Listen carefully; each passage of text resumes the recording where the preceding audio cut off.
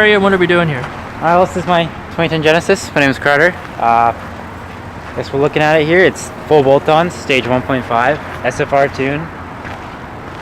It's got a K&N Typhoon intake, ISR front mount, ISR O2 housing, just full straight pipe back to muffler. Got two-step, all the good stuff. 21 pounds or so reliably, stock turbo. HKS Super Sequential 5 blow-off valve. Not a whole lot of self done to the motor.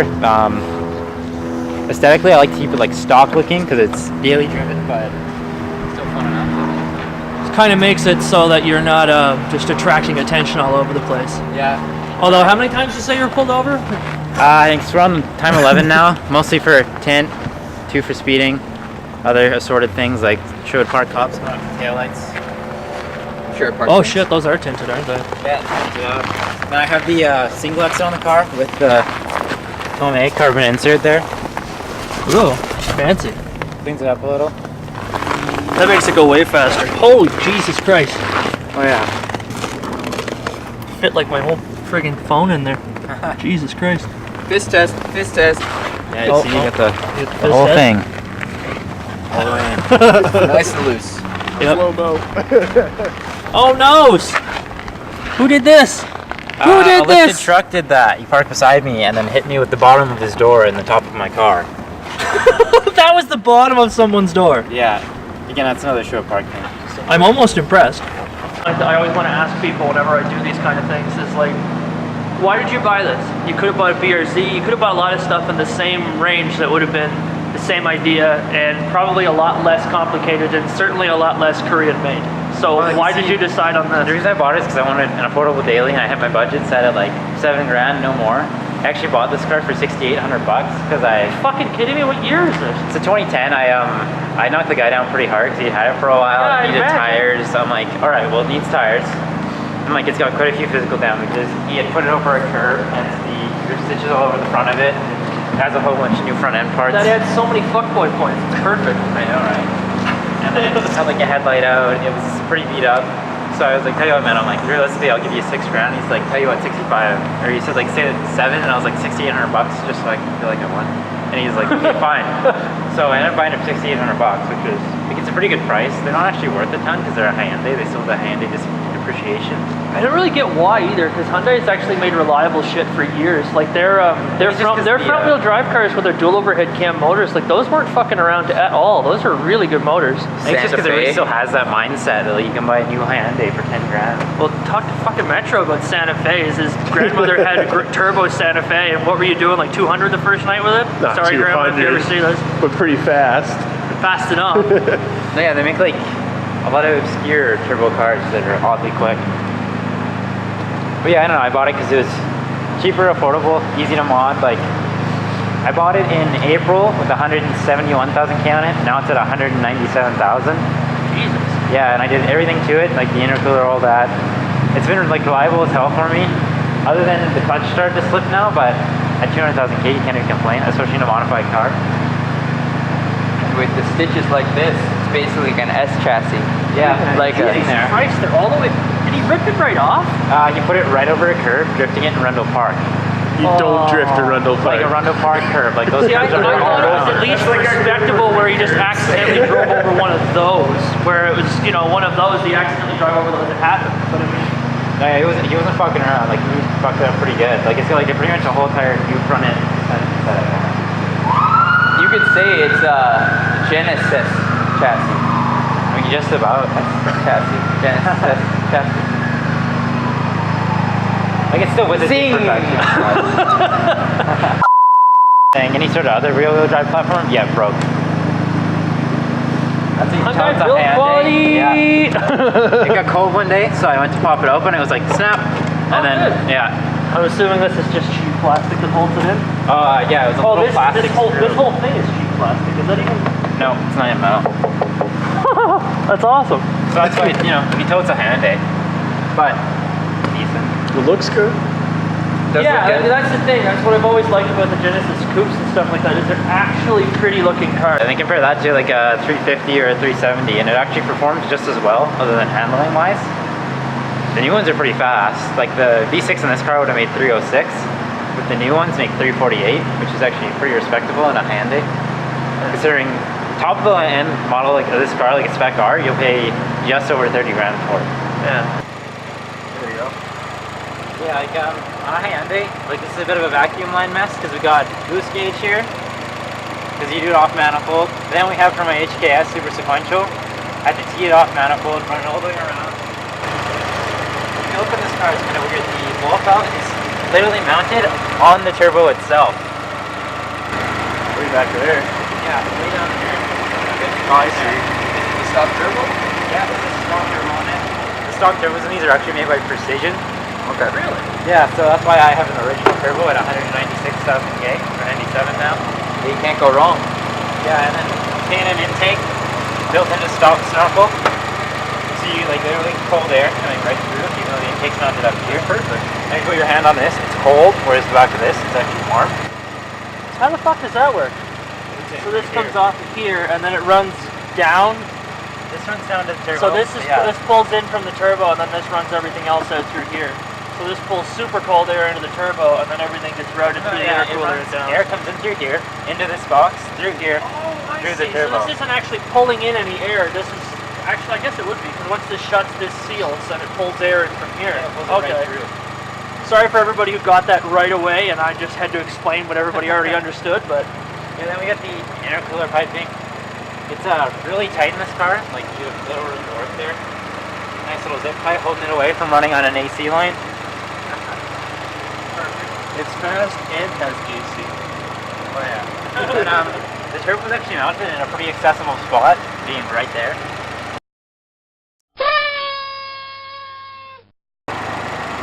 A lot of people for like basic mods on these, you do Evo 8 or 9 turbo or Evo 10 turbo, Evo 10 injectors, and you can make an easy 300 wheel all day. Hey, you guys want to go for a ride? yeah, I'll go for a ride with you here in a minute. At this point, I just do anything to get heat. Be in there, but I got an autometer for speech. Oh yeah. Right up top there. Not right on the dash, like I don't know, leaving the odometer volts on the dash, like it's my car. Gonna set up. Did you gorilla tape it? No. No, You should have. That's what the pros do. If it never runs though. It runs. It's just minus 30. Yeah. That's my excuse. Shut up.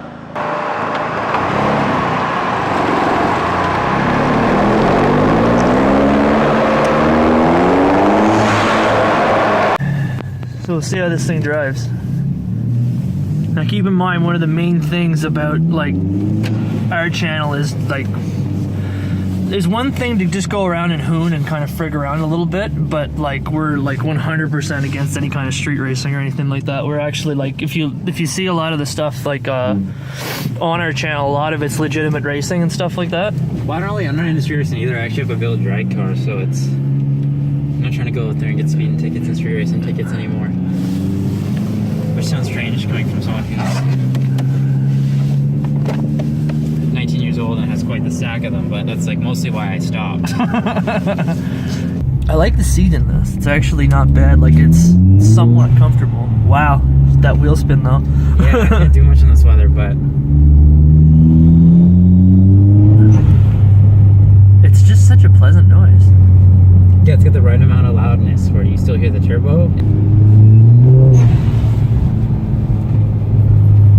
It's not even building full boost, like just hit past 3,000 RPM. The thing wants to go kick out, but When does it start to actually hit torque? hit like torque curve. Yeah. I think you hit full torque curve around like 3,000 to 4,000. Like it spools quite low because of the size of the turbo. Yeah. Yeah, there's just a little wiener turbo on one of these, right? It's not very big. Oh yeah, it's like a 30-some millimeter. Like the thing's tiny compared to what. I love those because it's almost like just it feels kind of linear. Like it feels like NA power a bit. Like once. Oh yeah, like it's because once it builds the boost quickly and then it just keeps it the whole way through. The problem is you're overheating the turbo once you actually get up into higher RPMs because you're just winding the crap out of it. When this car, you start to tip over 5,000 RPM, you'll watch the boost gauge actually wrap back down. Yeah, because it's getting so hot it can't continue to build the pressure anymore. Yeah, right. You're like at the maximum capacity that the turbo can spin. Which is, that's why everybody does Evo turbos on them, but really for a daily, it's perfect the way it is. Enough to have fun, but enough to keep, like, the mileage in this car is still insane. Yeah? What does it get for mileage? I figured it'd be terrible. Most turbo cars are awful for mileage. Like full fill, your range, you're about 600k a tank. Fuck, that's not bad. Yeah, and you're at I've gone it down to as low as like 4.9 liters per 100 highway. Jesus Christ, man, my Micra gets 7.2. And the 4.9. You know what I mean? That's a 1.6 yeah. liter economy car. Then again, I beat that like a rented mule every day, so I mean. That's the traction control on, the nice little. I don't wanna. I'm scared. It's weird because of the tune. It's almost like the tune and the traction control don't get along because you make the wheels really start spinning. It makes like a two-step. It sounds like boom, boom, boom. I have a video of it doing it from behind to where the car's popping flames, like it was still hitting boost but trying to pull like the power out of it. So having a bit of like a reaction there and actually popping flames when I was doing that. That's weird. So wait now, with because the way the tune is, since you have the two-step instead of it, normally what it would do is it cuts Normally it would just for a cut the regular power. car it would cut your ignition, or no, it would cut your fuel. So there's a fuel cut at a certain RPM. With the way Yeah, it's with set the up normal now, motor. it'll cut your ignition and keep the fuel going, so that Yeah, it it pops seems like out. because like here, if I can get it to do it on like a snowing in a spot, it sounds just like you're hitting two-step. Like. Yeah, it does too. I bet you it cuts the same way. Like it probably uses, it probably cuts the ignition as opposed to cutting the fuel when it hits the. Yeah, I think it's using that to try and slow it down. Because it's probably just, we'll move this wire from here over to here, and now it's doing that instead. That's kind of fun. It kind of makes it so you don't really, hate traction mad control. with the traction Yeah, control, you're not yeah. quite as mad anymore. You're like, two-step, yay. Yeah, like listen to that. Like I can make people mad when the car is not going anywhere. Yeah. I'm stuck in a parking lot, trying to get up a slight grade because I'm on summer tires. As I'm sliding backwards down, and I need to ask them for a tow later. But Yeah, but still, I'm gonna make them mad in the moment. Yep. Yeah, and this car is quite like the hated by mom's car. Like it's got a younger kid can afford it. It's loud. It's got stuff done to it. It's Yeah. like I've had people where like I drive by and they like turn their kid away from it, like it's gonna hurt them or something. Like I'm not sure why Really? people don't like it, but they just don't. Oh, I don't know. I guess it's weird because to car people, they're just like, the Hyundai, but to moms, they're like, oh my god, it's a race car. Yeah, what is that? Well, I've had cops It's tell me two-door and for- flashy looking. You know what I mean? I had like a cop home for a while. He was a peace officer with like an Australian accent, so I don't know what they have down there. Like I thought they had some pretty sick cars, but he's like, oh yeah, you think you're high and tall and you're heavily modified car? I'm like, dude, it's my daily. It's not Well, that's the modded. thing though. In Australia, like any modification, a blow-off valve that's aftermarket will get your car towed, But yeah, I guess or well, at he's least like, will get you a fine. I don't know if it'll get you towed, but yeah, he's telling me I got a heavily modified car, and to me, this is my daily. Like this car's not even anything that I'm like trying to show off. yeah, I just I'm did just some trying to drive reliability it. mods. That's pretty much all I did. And I wanted to have like a bit more fun and two-step and like nothing crazy. Like I could have gone like a full stage 3 kit on it, but I think it's just an easy stage 1.5. I have to admit too, like for what this is too, like we're in a 300 horsepower car and like we're just talking at a regular volume. Yeah, like it's not. You don't have to loud, it's not scream or obnoxious. anything to be heard. Like you just kind of talking at a regular volume, and then when you get going it gets loud, except it's still, you don't have to scream over it or anything. Yeah, or you can put the windows down and you can really hear it, but it's got a nice interior sound deadening to where it's not that bad. Like highway drone is almost non-existent, which is nice. So like let's see this, like how bad is the that is. That's a Hyundai thing there. Like that's how you can tell it's a Hyundai. Also, watch this. Oh, that's what Like where are we at now? what the fuck just what is happening? Fucking find it now. Oh no. Yeah. Oh, we're lost. Oh, almost lost it. Oh, almost found it. Oh, there you are. Oh, wait, maybe no, you're not. Oh, yeah, okay, gotcha. Oh, see, you're back in the middle now. Perfect. Yeah. Perfect. just got a small Nothing thing happened. there. Everything's fine. Yeah, it's broken somewhere in there, but it's a common problem in them. Like every person who owns the version 1 Genesis, like I have here, they're like, oh yeah, it'll do that. You just lift it right up out of there. It can be fixed with a short shifter, or if you take it apart, I think you can glue it back in there. Maybe 6, we're fine now. Shift normally, we're all good. but for some reason it looks right out. Yeah, it was a bit spooky there for a minute. I was like, oh, the fucking light doesn't change while you're trying to figure out where that is. Yeah, because it's, I don't know, it's almost like they have an extension on top of a previous shifter down there, because it's... Well, it seems feels like like it there's looks just like right out of a something. thing that was over top of it, and it just, whatever was holding it in place just broke because you shifted it at some point. Because I remember it didn't do that when I got it. Then I don't know, there might have been too many like hard, quick shifts, and then it just went. Yeah. But you know, it's to be expected. The car's 197,000 K on it, and it's turning 8. Yeah, let's actually get that without shaking the crap out of the camera. Yeah, it's there. Whatever. It counts. Like on all the things reliable as hell for a daily. Yeah. Like, I don't know how many, like, because I had Subarus before this, that you can be running 21 pounds at 197,000 K daily driving it. Like, still having your fun and beating the crap out of it sometimes and not have a care in the world. Like, I'm not that concerned about how it's gonna, like, live. Yeah, well, the thing is, I actually, like, other than the, you know, the differential issues and the transmission's not all that great, I haven't really heard a whole lot of reliability issues with the engine, but I don't know. Yeah, it's mostly past the engine back. Yeah, it's all driveline stuff, but I mean, that's just because Hyundai is just like, we make 300 horsepower, how the hell do we make, how do we not make this fly per, oh, sick MR2. Oh my god, check that out. Anyhow, thank you kindly for No problem. showing up for our video and shit. This has been very informative and very interesting. It's probably the longest video we've made.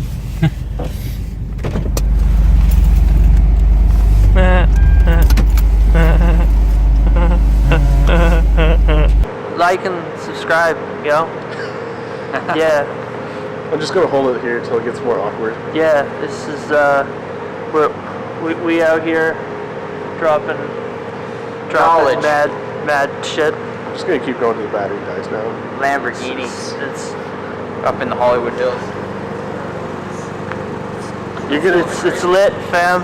You should like look at my nose run and You can subscribe actually see and shit. For gas regulators. I don't know Yeah. the More cars. to come. More to come. I wouldn't.